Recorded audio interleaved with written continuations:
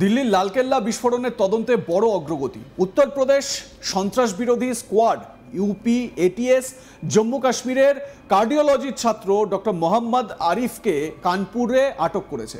বহু রাজ্য সন্ত্রাসী মডিউলের সঙ্গে জড়িত থাকার অভিযোগে পূর্বে গ্রেপ্তার হওয়া ডাক্তার ডক্টর শাহিন সঈদের সঙ্গে তার যোগাযোগের বিষয়টি সামনে আসার পর তাকে আটক করা হয়। কানপুরের কার্ডিওলজি ইনস্টিটিউটের নিট এসএস 2024 ব্যাচের ছাত্র ডক্টর আরিফকে লখনৌতে জিজ্ঞাসাবাদের জন্য অশোকনগরে তার ভাড়া বাড়ি থেকে একাধিক সংস্থা হেফাজতে নিয়েছে। দিল্লি বিস্ফোরণ তোলপাড় ফেলে দিয়েছে দেশ জুড়ে। এই ঘটনার সঙ্গে যুক্ত ডক্টর শাহিন সঈদ, জানা যাচ্ছে তিনি পাকিস্তান ভিত্তিক জৈশ-ই মোহাম্মদের সঙ্গে যুক্ত হোয়াইট কলার সন্ত্রাসী মডিউলের একজন গুরুত্বপূর্ণ ব্যক্তি তিনি। তদন্তকারীরা জেনেছেন ধৃত চিকিৎসক মুজাম্মিল শাকিলের সঙ্গে প্রেমের সম্পর্কে শাহিন ছিল। গোয়েন্দা সূত্রে খবর, ফরিদাবাদের আল ফালাহ ইউনিভার্সিটিকে ডক্টরস মডেলের আঁতুড়ঘর বানানোর কাজটি করেছিল দুজনে মিলে। প্রাথমিক তদন্তে জানা যাচ্ছে ডক্টর শাহিনকে নিষিদ্ধ সংগঠনের নতুন চালু হওয়া মহিলা নিয়োগ এবং অপারেশন নেটওয়ার্ক জামাতুল মোমিনিনের ব্যানারে ভারতের জৈশ-ই মোমিনের মহিলা শাখা প্রতিষ্ঠা এবং নেতৃত্ব দেওয়ার দায়িত্ব দেওয়া হয়েছিল।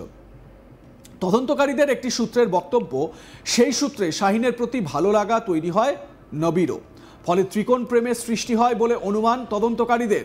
প্রাথমিক তদন্তে জানা গেছে যে ডক্টর শাহিন ভারতীয় মাটিতে মহিলাদের নেতৃত্বে একটি মৌলবাদ এবং নিয়োগ নেটওয়ার্ক স্থাপনের জন্য কাজ করছিল। তদন্তকারী সংস্থাগুলি বিশ্বাস করে যে জৈশ-ই মোহাম্মদের প্রতিষ্ঠাতা মাসুদ আজহারের বোন সাদিয়া আজহার, তিনি পাকিস্তানে মহিলা শাখার প্রধান। সম্ভবত ডক্টর শাহিনকে সরাসরি দায়িত্ব দিয়েছিল এই সাদিয়ার স্বামী ইউসুফ আজহার 1999-এর কান্দাহার হাইজ্যাকিং প্লেন হাইজ্যাকিংয়ের অন্যতম মূল পরিকল্পনাকারী ছিল এবং এবছরের শুরুতে বাহওয়ালপুরে অপারেশন সিন্দুরের সময় তাকে শেষ করেছিল ইন্ডিয়ান সিকিউরিটি ফোর্সেস। নিরাপত্তা কর্মকর্তারা বলছেন যে ডক্টর শাহিন গোপনে সোশ্যাল মিডিয়া চ্যানেলের মাধ্যমে সীমান্তের ওপারে অবস্থানকারী হ্যান্ডলারদের সঙ্গে যোগাযোগ করেছিল, যাদের দায়িত্ব ছিল ভারতের সংগঠনের কার্যকলাপকে সমর্থন করার জন্য সহানুভূতিশীলদের একত্রিত করে জেইএম এর নিয়োগ ঘাঁটি সম্প্রসারণ করা। জম্মু কাশ্মীর পুলিশ সূত্রের মতে অক্টোবরের মাঝামাঝি সময়ে শ্রীনগরের নওগাম এলাকায় জৈশ-ই মোহাম্মদের পোস্টার দেখতে পাওয়া যায়। তারপর অভিযান শুরু হয়। ধারাবাহিক গ্রেপ্তারের ফলে 8ই নভেম্বর ফরিদাবাদে মুজাম্মিলকে গ্রেপ্তার করা হয়। এরপর বিপুল পরিমাণে বিস্ফোরক এবং একটি AK-47 রাইফেল, পরে জানা যায় সেটি অ্যাসল্ট রাইফেল, উদ্ধার হয়। ডক্টর মুজাম্মিলের জিজ্ঞাসাবাদে শাহিনের সম্পৃক্ততা এবং জেইএম এর মহিলা কর্মীদের সঙ্গে তার সম্পর্কে বিস্তারিত তথ্য প্রকাশিত হয়েছে। 3 দিন পর 11ই নভেম্বর ডক্টর শাহিনকে হেফাজতে নেওয়া হয়। সংস্থাগুলি অভিযোগ করে যে তিনি সন্দেহ এড়াতে এবং মডিউলের লজিস্টিক কার্যক্রমে সহায়তা করার জন্য তার চিকিৎসা সংক্রান্ত যোগ্যতা এবং পেশাদার নেটওয়ার্ক ব্যবহার করেছিল।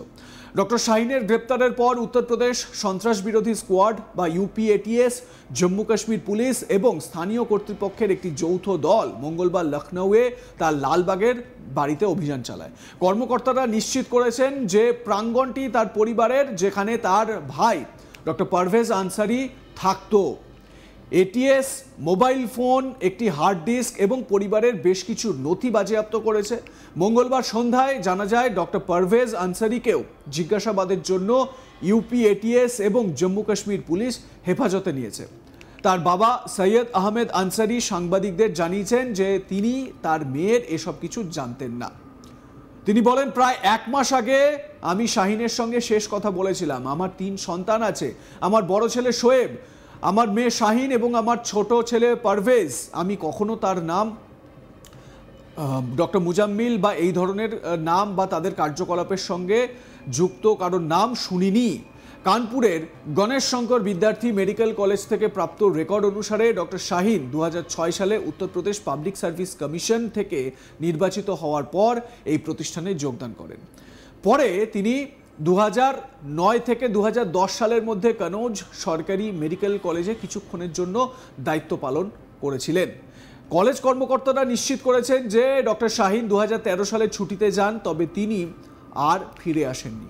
একাধিক নোটিশ সত্ত্বেও তিনি কোনো সাড়া দেননি, যার ফলে 2021 সালে রাজ্য সরকার তাকে চাকরিচ্যুত করে। নাম প্রকাশ না করার শর্তে একজন সিনিয়র অধ্যাপক বলেন, জিহাদি মামলায় তার নাম আসার পর থেকে এখানকার সবাই হতবাক। তিনি শান্ত সুশৃঙ্খল ছিলেন এবং কেউ কল্পনাও করেননি যে তিনি এই ধরনের কোনো কাজে জড়িত থাকতে পারেন।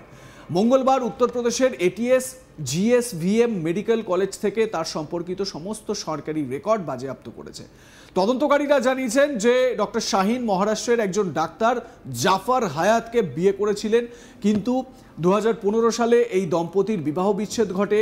তার বিচ্ছেদের পর তিনি ফরিদাবাদে চলে যান বলে জানা গেছে, যেখানে তিনি ডক্টর মুজাম্মিল এবং জেইএম মডিউলের অন্যান্য সদস্যদের সংস্পর্শে আসেন এবং তারপর তাদের সঙ্গে এই যে মুজাম্মিল এবং মোহাম্মদ উমর, এদের মধ্যে একটা ত্রিকোণ প্রেমের একটা সম্পর্ক তৈরি হয়। তদন্তের ঘনিষ্ঠ সূত্রগুলি জানিয়েছে যে ডক্টর মুজাম্মিলের গাড়ি থেকে একটি রাইফেল এবং তাজা কার্তুজ পাওয়া গিয়েছিল। তার পরিচিতরা তাকে মেধাবী আত্মবিশ্বাসী হিসেবে বর্ণনা করে এবং তার শিক্ষাগত মহলের বা তার বন্ধুবান্ধব যারা একসঙ্গে পড়াশোনা করেছেন তারা অনেকেই 1 দশকেরও বেশি সময় আগে জনজীবন থেকে তার আকস্মিক নিখোঁজ হওয়ার কথা জানান। জাতীয় তদন্তকারী সংস্থা এনআইএ এখন আনুষ্ঠানিকভাবে মামলাটির তদন্তভার নেয়। তদন্তকারীরা ডক্টর শাহিনের একাডেমিক রেকর্ড, যোগাযোগের ইতিহাস এবং লখনউ, কানপুর এবং ফরিদাবাদে পরিচিতদের নেটওয়ার্ক তদন্ত করে দেখছেন।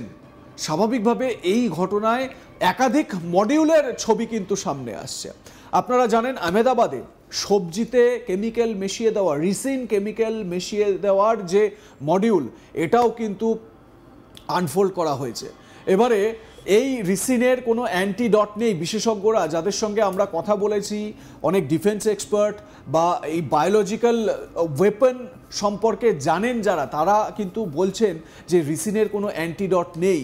কোনো প্রকারে যদি ফলের সঙ্গে সবজির সঙ্গে এই রিসিনকে মিশিয়ে দেওয়া যায়, যেটা মানে খুবই সহজ একটা বিষয়, তাহলে শয়ে শয়ে কি হাজারে হাজারে মানুষ, লাখে লাখে মানুষের মৃত্যুর ঘটনা কিন্তু ঘটবে, তাও আবার কয়েক দিনের মধ্যে। আপনারা নিশ্চয়ই সাউথ ইন্ডিয়ান সেই মুভিটা দেখেছেন, যেখানে একজন বডি বিল্ডার, একজন অ্যাক্টর, তাকে একটি কেমিক্যাল দেওয়া হয়েছিল, ইনজেক্ট করে দেওয়া হয়েছিল তার শরীরে। তারপর থেকেই তার শরীরে নানাবিধ রোগ দেখা দিতে থাকে, কুঁজো হয়ে যান ওই বডি বিল্ডার এবং তারপর তাকে পুরো অদ্ভুত দর্শন দেখতে হয়ে যায়, দাঁত পড়ে যায়, চুল পড়ে যায়। এই রিসিন নাকি তার থেকেও ক্ষতিকারক। পেট ব্যথা হবে প্রথমে, তারপর পেট ব্যথা হলে আপনারা হয়তো একটু গ্যাসের ট্যাবলেট খাবেন বা কোনো ওষুধ খাবেন যেটা হাতের কাছে থাকে, কিন্তু তাতেও কোনো কাজ হবে না। আলটিমেটলি কয়েক ঘন্টার মধ্যে মৃত্যু অবধারিত। তাই বলছি যে অনেক ধরনের মডিউল কিন্তু দেখা যাচ্ছে, যা আমাদের দেশের জন্য একটা চিন্তার বিষয় এই মুহূর্তে। আপনাদের মতামত কি জানাতে ভুলবেন না। দেখতে থাকুন আজ তাক বাংলা, সাবস্ক্রাইব করুন আমাদের ইউটিউব চ্যানেলটি, বেল আইকন প্রেস করুন নোটিফিকেশন পেতে।